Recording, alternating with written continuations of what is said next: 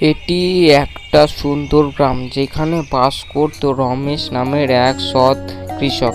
রমেশ কঠোর পরিশ্রম করত আর সে চাষ করতে ভালোবাসতো। সে একদিন কাজ করতে বেরোলো। সে ভেবেছিল আজ বেশি করে কাজ করে বাড়ি ফিরবে। একদিন জমিতে কাজ করার সময় রমেশ একটি সোনার আপেল দেখতে পায়। এটা তো সোনার আপেল, এটা কোথা থেকে এলো? এটা তো আমার নয়, যাই মালিককে দিয়ে আসি। রমেশ আপেলটি গ্রামের জমির মালিকের কাছে নিয়ে গেল।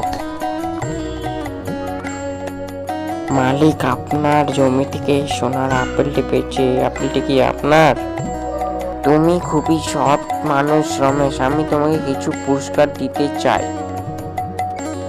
মালিক তাকে নতুন জমি আর দুটি গরু উপহার দিল। রমেশ অনেক খুশি হয়েছে তাই দেখে।